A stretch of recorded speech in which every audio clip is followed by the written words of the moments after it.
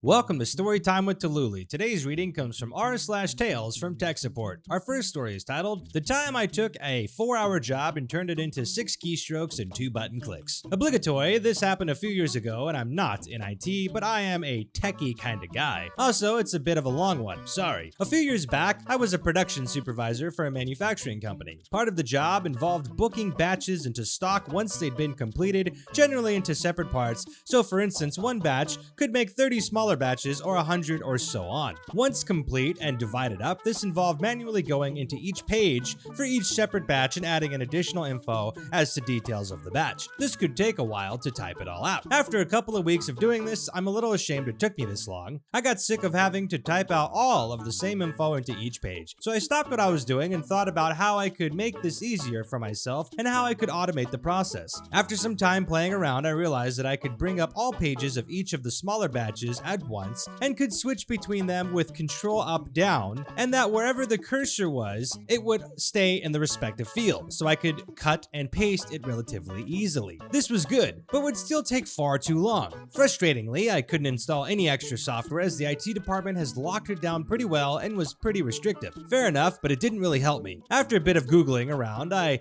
figured out that VBS scripts might be the answer. For those who don't know, VBS scripts can imitate keystrokes, can be made in Notepad, and don't need installing. Having never made one before in my life, I thought I'd give it a go. I wrote myself a little template for the info and made it so that I would type the variable into the first field and hit go on the script. I would cut and paste the variable into the relevant places, type out the rest of the template, copy the entire set of text, save the record, and move down to the next page. After that, it went on to phase 2, which was a case of paste, save, move to next record, and so on. I had to add in some waiting time to allow for the record to save, otherwise it would try to do things too quickly and mess up the order. But other than that, it worked remarkably well. All I needed to do was copy phase 2, part of the script, and paste it about 500 times so that it would keep running. Luckily, when it got to the final record, all it would do was overwrite the entire field and resave it, so it didn't cause me any issues. Overall, it took me about a day to teach myself what to do, and about half of the next day playing around and troubleshooting. But boy, this baby saved me so much time in the long run. What used to take me 2 to 4 hours, depending on how many sub batches there were, now took me all of 10 seconds, and I could walk away, let the computer do its thing, and do something else in the office. Once I nearly got caught using it when someone who sat nearby asked what my computer was doing, moving around without me doing anything with it. I was working through a worksheet at the time, and clearly not on it. I just muttered something about it had been playing up lately and I need to take it to IT. She gave me an odd look, but just left it alone. That's one way of automating your tasks and getting paid more than you should. But hey, you took advantage and, well, if you didn't get caught for time theft, that's on them, right? I don't know how I mean, it's good that you're efficient. I feel like, I don't know. It is what it is. I don't have an opinion other than that. Our next story is titled, The Customer's New Computer Will Not Power On. Greetings all. So in my town, I am a locally known computer guy. On the side from my full-time job, not tech related, I build systems for people, fix systems, set up new systems, etc. So this happened back in 1998. Dang, boomer! I'm just kidding, sorry. When gateway computers were a thing, I get a call from a lady who I had never worked with before. She had obviously gotten my name and number by word of mouth in the community. So this one evening, she calls. She starts telling me how she just bought a brand new gateway PC and how she got it all hooked up, plugged in, etc. But when she pushes power, nothing happens. So I ask her the usual stuff. You know, are you sure it's plugged in? Is the plug you have it plugged into controlled by a wall switch, etc.? She assures me the wall switch has nothing to do with her power and assures me that everything is plugged in. So I had nothing going that evening and I thought, what the heck, I can make some quick cash. So I get her address, tell her I can come right over. I get to her place, knock on the door, and she greets me within a minute. I could tell on the phone that she was elderly, and when she opened the door, this was confirmed. So in the back of my head, I was thinking something like, old lady didn't hook something up right. Come on, don't judge, you would have thought the same, lol. So I get to the PC, and from what I can tell by just standing there, she seems to have things set up on the desk correctly. The PC, back then desktop model, was positioned nicely and the monitor was on it. Keyboard, mouse, and speakers were all present. I was thinking, oh she probably does not have the monitor plugged into VGA or something like that. So I look behind the PC. Things seem connected just fine. I double checked them for looseness and all was good. I even saw that she had the power cable plugged in correctly. Well dang. Maybe a power supply issue? It is new, but you never know. So anyway, I start tracing power lines from monitor and desktop to the back of her desk. They went straight to a nice new surge protector and were securely plugged in. I was a little confused. So next step, make sure her surge protector was on, as they all have a switch. I find the switch, don't see the switch lit up as they usually are, flip the switch, don't make a difference. So next step, check the wall outlet that she has the thing plugged into. I look up, see the outlet, and see that absolutely nothing is plugged into it. I look a little closer and I do see that she does have the surge protector plugged in. However, the surge protector is plugged into itself. LOL. I sat under the desk trying not to laugh. After I contained myself, I pulled the surge protector plug out of itself, plugged it in the wall socket, flipped the switch, and got a light. Came out from under the desk, hit the power on the desktop, and bingo, we have power. LOL. So not wanting to make her feel like an idiot, I just told her it looked like the power cable was not fully seated into the socket on the surge protector. Then I offered to set the system up for her at no extra charge. She accepted. In the end, I decided not to even charge her. It was such an easy fix, and I just did not feel right about it and was happy to just help. Oh, that's so sad.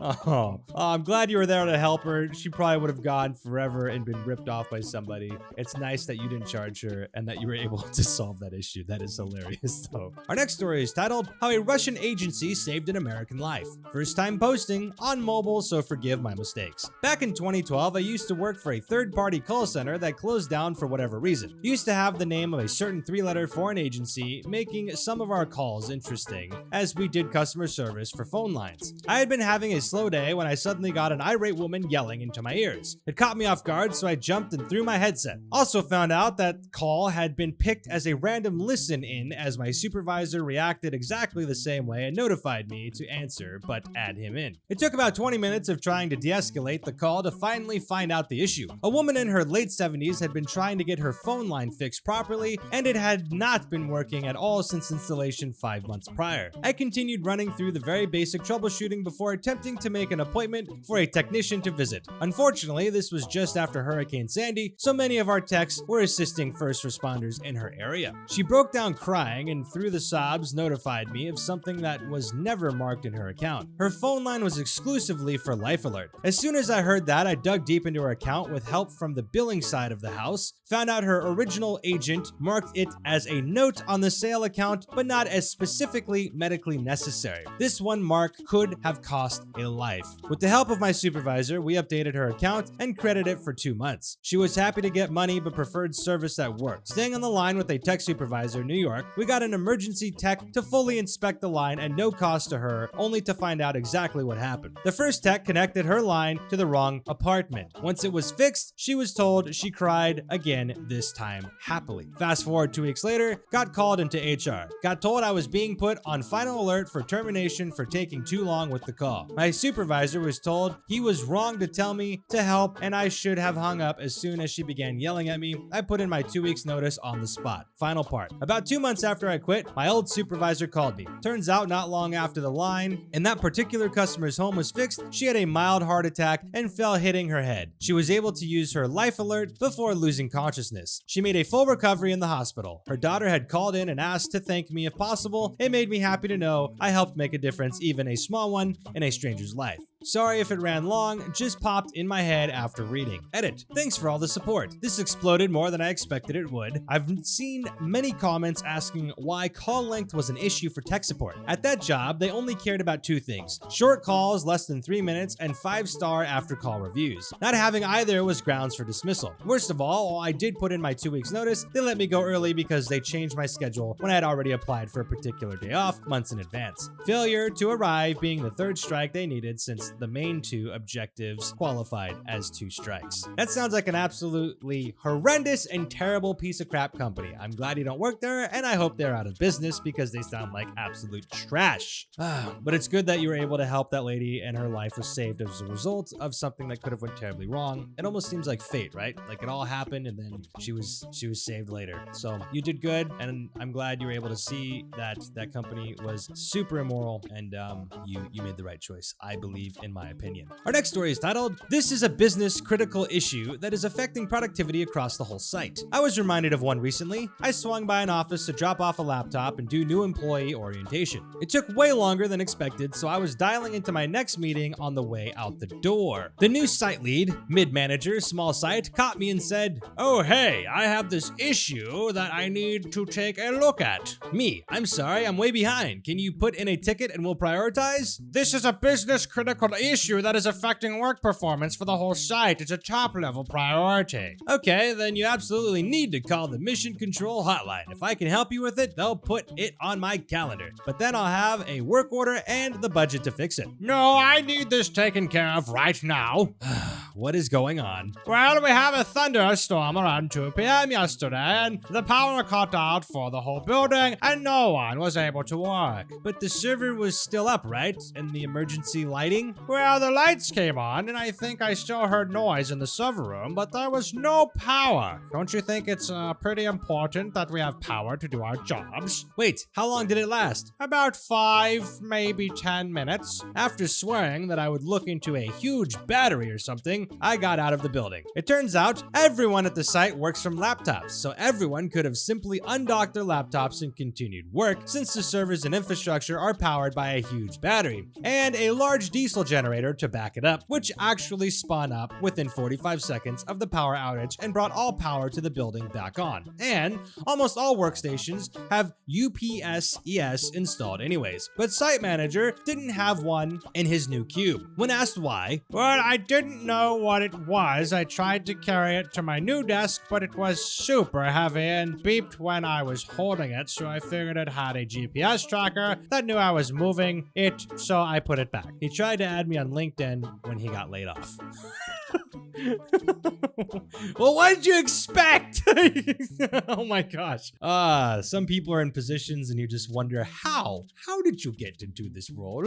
Why are you the manager? That's too funny. Well, that's it for today. Thank you for tuning in. If you enjoyed this video, please like it. If you enjoy these types of videos, please consider subscribing to the channel and hit that bell for notifications so you know when more videos come out. Thank you all for your continued support. If you'd like to join our Discord, the link for that's in the description below. It's an amazing place filled with awesome people. I think you'll like it. You'll also find all the links to my different social media if you'd like to follow me on different places of the internet down in the description below. Hope you all are staying safe out there in these crazy times, and with that being said, we'll see you next time.